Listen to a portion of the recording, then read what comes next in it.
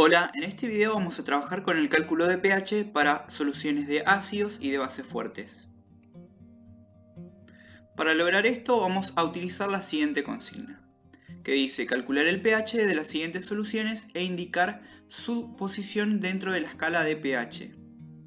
Vamos a tener 4 soluciones diferentes. La solución A son 100 ml de solución 0,5 molar de ácido clorhídrico. La solución B son 250 ml de solución de ácido sulfúrico 0,75 molar. La solución C es 1 litro de solución de hidróxido de potasio 0,015 molar. Y la D son 500 ml de solución 0,6 molar de hidróxido de calcio. Antes de empezar con los cálculos, es necesario conocer el comportamiento de los electrolitos fuertes para luego saber cómo calcular el pH de los mismos. Para eso vamos a utilizar el siguiente ejemplo. Vamos a suponer que tenemos una solución de ácido clorhídrico en este vaso de precipitado. El ácido clorhídrico es un ácido fuerte, es decir, un electrolito fuerte. Entonces, cuando preparamos la solución del ácido, lo que va a ocurrir es que todas sus moléculas se van a ionizar, dando origen a iones hidrógeno o protones y iones cloruros. Entonces, si lo representamos de manera gráfica, el ácido clorhídrico al entrar en contacto con el agua va a ionizarse de la siguiente manera, ¿sí? Todas las moléculas neutras de ácido se van a disociar y van a dar origen a sus iones correspondientes, ¿sí? En los electrolitos fuertes ocurre que todas las moléculas se ionizan por completo, es decir, que todo lo que era ácido pasa a ser protones y cloruros. Este mismo fenómeno se puede representar mediante ecuaciones, ¿sí? Utilizando la ecuación de ionización de los compuestos. Por ejemplo, en este caso tendríamos el ácido clorhídrico en los reactivos, que luego en productos pasa a ser iones hidrógenos o protones y cloruros. En la ecuación de ionización se suelen representar 3 etapas. La primera etapa es la etapa de inicio. En esta etapa tenemos la concentración inicial del ácido, en este caso también podría ser una base fuerte, que sería por ejemplo de 0,5 molar. En el inicio aún no tenemos nada de protones ni de cloruros, digamos que es la etapa previa a que se dé la ionización. Luego vamos a tener una etapa de cambio. En esta etapa se van a empezar a producir iones de hidrógeno y cloruros, ¿sí? Las moléculas del ácido van a empezar a disociarse, a ionizarse, y se van a empezar a producir protones y cloruros. Por ese motivo representamos con la letra X la concentración de protones y de cloruros, ¿sí? Porque son valores que van a ir cambiando y aumentando gradualmente, ¿sí? Y esta concentración de protones y de cloruros que se va a producir la vamos a restar de la inicial, ¿sí? A medida que aumentan estas dos concentraciones va a disminuir la concentración del ácido. Y por último tenemos una etapa final en donde todo el ácido se ionizó y dio origen a los protones y a los cloruros, ¿sí? Para saber la concentración de protones y de cloruros, lo que tenemos que hacer es lo siguiente: multiplicar la concentración inicial por el coeficiente que tenemos delante del ion, ¿sí? En este caso tenemos un coeficiente 1. ¿Por qué? Porque en la fórmula teníamos solamente un hidrógeno, ¿sí? Entonces sabemos que la concentración final de protones va a ser 0,5, o sea, igual a la inicial, porque tenemos solamente un hidrógeno, ¿sí? Por cada mol de ácido se produce un mol de hidrógenos, de iones hidrógenos. Lo mismo pasa con el cloruro. Por cada mol de ácido se produce solamente un mol de cloruros. Entonces la concentración final de cloruros va a ser 0,5, que es igual a la inicial. Esto sería distinto si, por ejemplo, en el ácido tenemos 2 hidrógenos. En ese caso, en los productos, los protones tendrían un coeficiente 2. Y por lo tanto, la concentración final de los protones sería la inicial por 2. O sea que sería, en ese caso, 1, ¿sí? Bueno, obviamente en este caso no es así porque este compuesto no existe, ¿sí? Lo voy a borrar, pero era simplemente para tener un ejemplo de un ácido biprótico, por ejemplo. Bien, ¿por qué es importante conocer la concentración de protones? Porque a partir de esta concentración de protones vamos a hacer un cálculo que es el cálculo de pH, ¿sí? El pH de una solución se obtiene calculando el logaritmo negativo de la concentración de protones. O sea que si hacemos el menos logaritmo de 0,5, vamos a poder calcular el pH de esta solución. Bien, cuando tenemos un ácido, tenemos que calcular el pH del mismo. En cambio, si por ejemplo contamos con una base fuerte, lo que tendremos que hacer es calcular el pOH, ¿sí? Que sería el menos logaritmo de la concentración de oxidrilos. De todas formas, esto lo vamos a ver cuando realizamos la resolución de los problemas planteados. Volvemos a leer la consigna que pedía que calculemos el pH de las siguientes soluciones y que indiquemos su posición en la escala de pH. Vamos a comenzar con la solución A. En la solución A nos dicen que tenemos 100 mililitros de una solución 0,5 molar y es de ácido clorhídrico. Bien, algo importante que tenemos que tener en cuenta es que el pH es una propiedad intensiva, es decir, que no depende de la cantidad de sustancia que tenemos. Por lo tanto, el volumen va a ser un dato que no lo vamos a utilizar para los cálculos, ¿sí? El volumen cobra importancia únicamente cuando tenemos dos soluciones distintas y las combinamos, ¿sí? Porque en ese caso tenemos que recalcular la concentración inicial.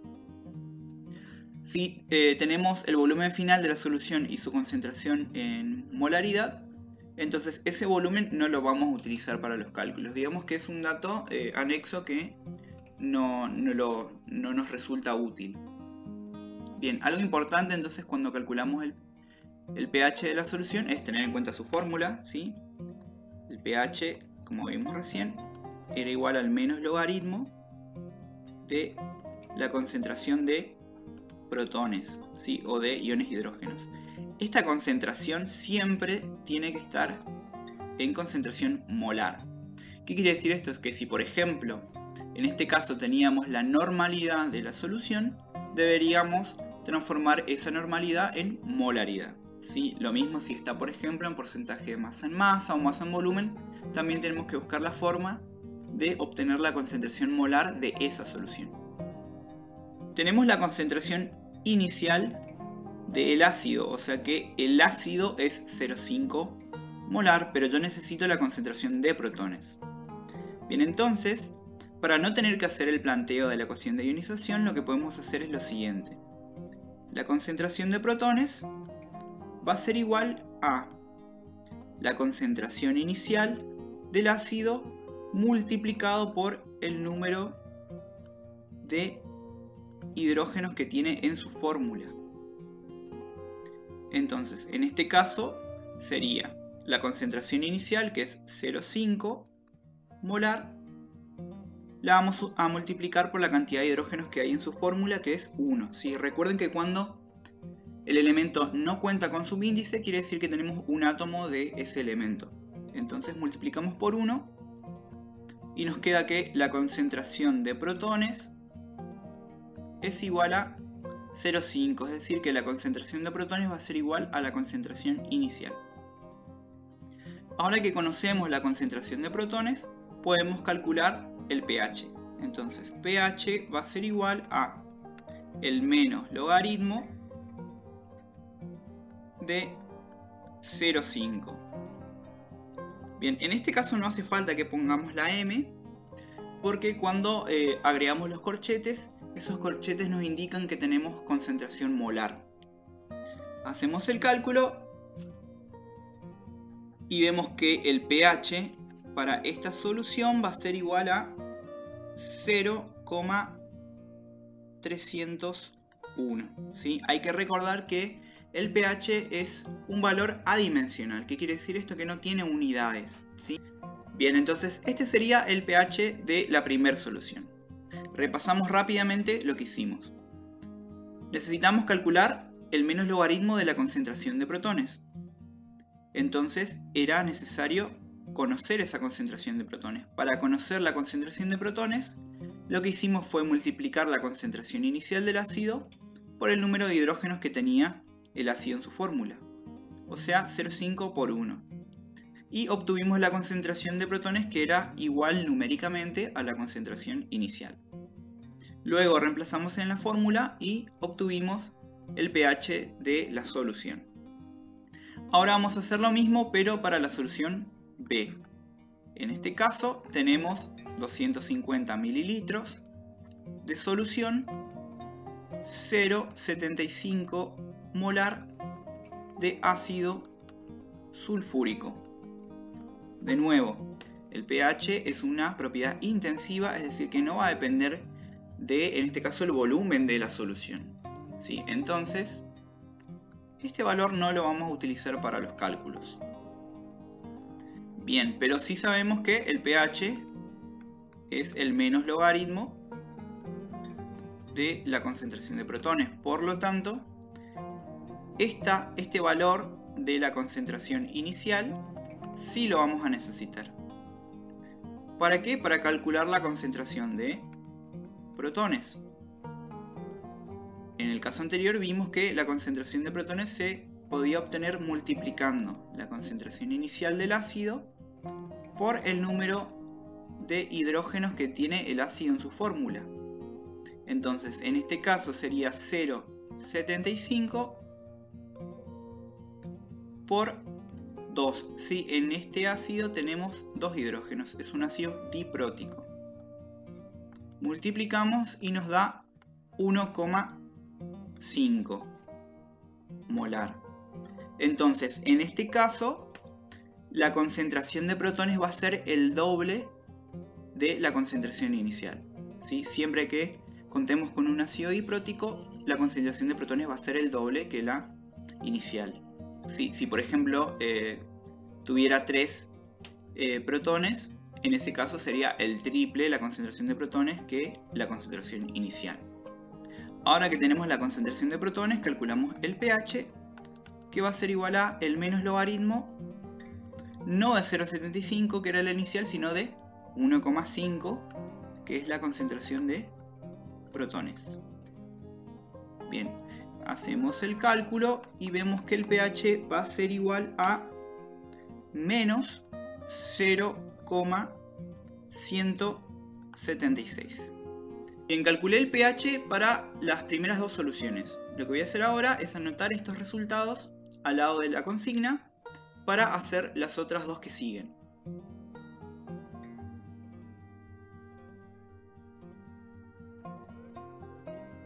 Ahora vamos a seguir con la solución C. En la solución C nos dicen que tenemos un litro de una solución 0,015 molar de hidróxido de potasio. Bien, nos piden que calculemos el pH de la solución. El pH era igual al menos logaritmo de la concentración de protones o de iones de hidrógeno. ¿Qué pasa con la solución con la que cuento? Sí, es una solución de hidróxido de potasio, es decir que es una base. Las bases en solución acuosa no liberan protones, liberan oxidrilos. Entonces no puedo calcular directamente el pH de una base. Lo que debería hacer es calcular primero su pOH. El pOH se calcula de manera muy similar al pH, ¿sí? Es el menos logaritmo, pero en este caso de la concentración de oxidrilos, ¿sí? Una vez que cuento con el pOH, ahí recién voy a poder calcular el pH. Bien, para calcular el pOH entonces necesito conocer la concentración de oxidrilos. En este caso cuento con la concentración inicial, ¿sí? No tengo directamente la concentración de oxidrilos. Entonces para poder calcularla voy a trabajar de manera muy parecida a lo que hicimos con las dos soluciones anteriores. Entonces multiplicamos la concentración inicial por el número de oxidrilos que tiene la base en su fórmula, que en este caso quedaría como 0,015 molar por 1, si tengo solamente un oxidrilo. O sea que la concentración de oxidrilos va a ser 0,015 molar. Ahora que tengo la concentración de oxidrilos, puedo calcular el pOH. pOH va a ser igual a el menos logaritmo de 0,015. Hago el cálculo y veo que el pOH es igual a 1,824. Bien, este es el valor de pOH, pero yo necesito conocer el valor de pH. Para poder resolver esto tenemos que tener en cuenta lo siguiente. La escala de pH va de 0 a 14, donde de 7 hacia 0 tenemos los pHs para sustancias ácidas y de 7 a 14 tenemos los pHs para sustancias básicas. Entonces, teniendo en cuenta esto, podríamos decir que 14 es igual a pH más pOH.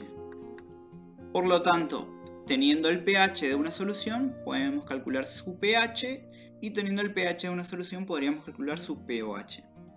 ¿Cómo? Despejando esta fórmula. Que nos quedaría que el pH de una solución es igual a 14 menos su pOH. Ahora solo tenemos que reemplazar en la fórmula y decimos que el pH de esta solución va a ser igual a 14 menos 1,824. Hacemos el cálculo y nos da como resultado un pH de 12,176. Bueno, ahora vamos a seguir con la solución D, así que es la última solución que tenemos. La consigna dice que tenemos 500 mililitros de una solución 0,6 molar de hidróxido de calcio. Bien, nuevamente necesitamos calcular el pH, ¿sí? Pero al ser una base no podemos calcular directamente el pH de la solución. Deberíamos calcular primero su pOH, que era igual al menos logaritmo de la concentración de oxidrilos. Si vemos los datos de la consigna, contamos con la concentración inicial, pero no tenemos directamente la concentración de oxidrilos. ¿Sí? Para poder calcularla, lo que vamos a hacer es multiplicar la concentración inicial por el número de oxidrilos que tiene la base, que en este caso sería igual a 0,6, que es la concentración inicial, por 2, que es la cantidad de oxidrilos que tiene la base. Esto nos da como resultado 1,2 molar. Entonces la concentración de oxidrilos va a ser el doble que la concentración inicial. ¿Por qué?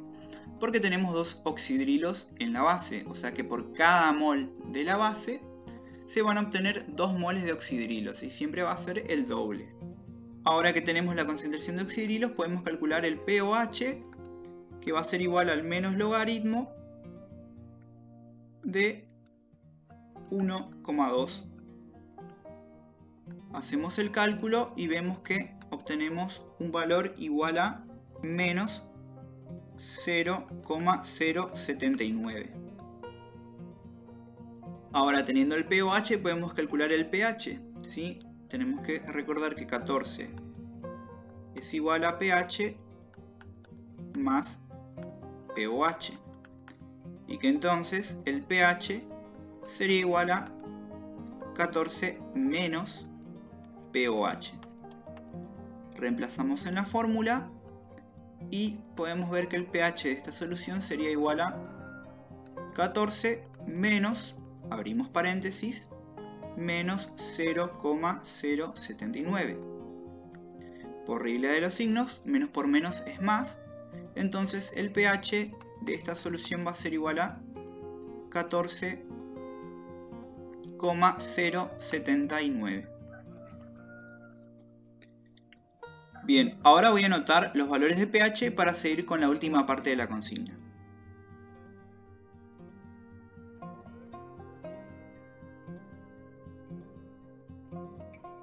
Vamos a hacer la última parte de la consigna. Esta pedía que indiquemos la posición de cada valor de pH dentro de la escala de pH.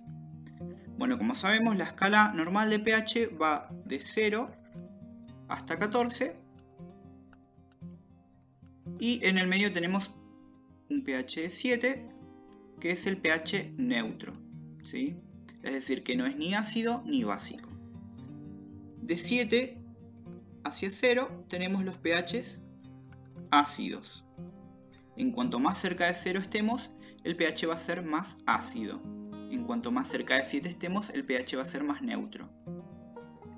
Luego, de 7 a 14, vamos a tener los pHs básicos, en donde en cuanto más cerca de 14 estemos, el pH va a ser más básico, y en cuanto más cerca de 7 estemos, el pH va a ser más neutro. Entonces vamos a analizar los resultados que obtuvimos y los vamos a ubicar dentro de esta escala. Para la solución A obtuvimos un pH de 0,301, o sea que está muy cerca de 0, ¿sí?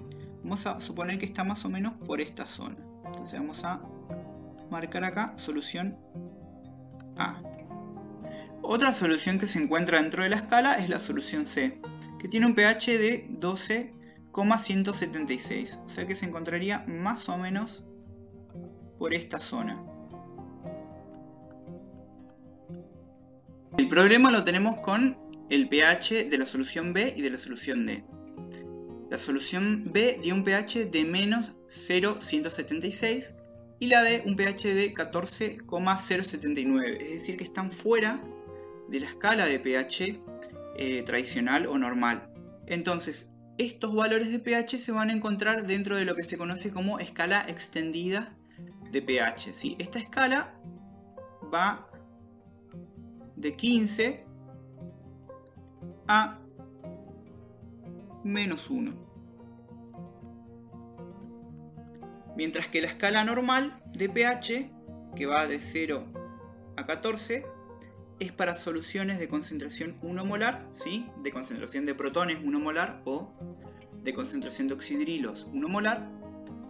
La escala extendida en donde tenemos valores mayores a 14 y valores menores a 0, es decir, de 0 a menos 1 y de 14 a 15, es para soluciones donde la concentración de protones o de oxidrilos es mayor a 1 molar, ¿sí?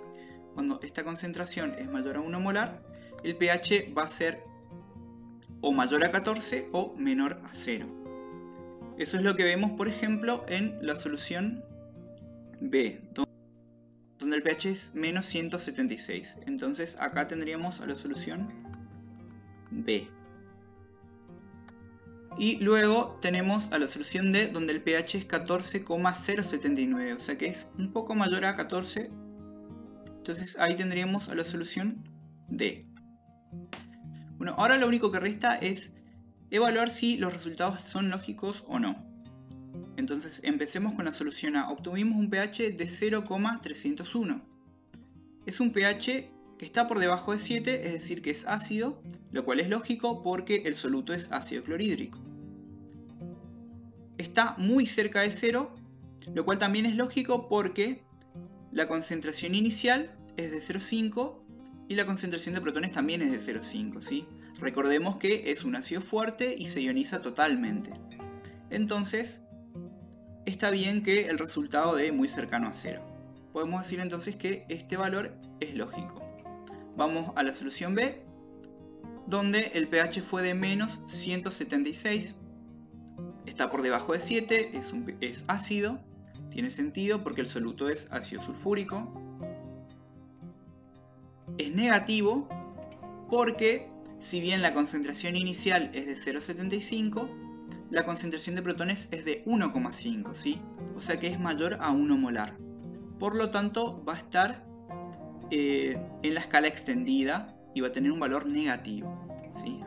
Recordemos que el ácido sulfúrico era un ácido fuerte, se ioniza por completo. Entonces es lógico que el pH sea negativo. Vamos a la solución C. Tenemos un pH de 12,176. Es mayor a 7 por lo cual es básico, tiene sentido porque el soluto es hidróxido de potasio. Es un valor que no está tan cerca de 14, lo cual también es lógico porque la concentración inicial era de 0,015 y la concentración de oxidrilos también era de 0,015, es decir que si bien está algo concentrada, no está tan concentrada como las demás.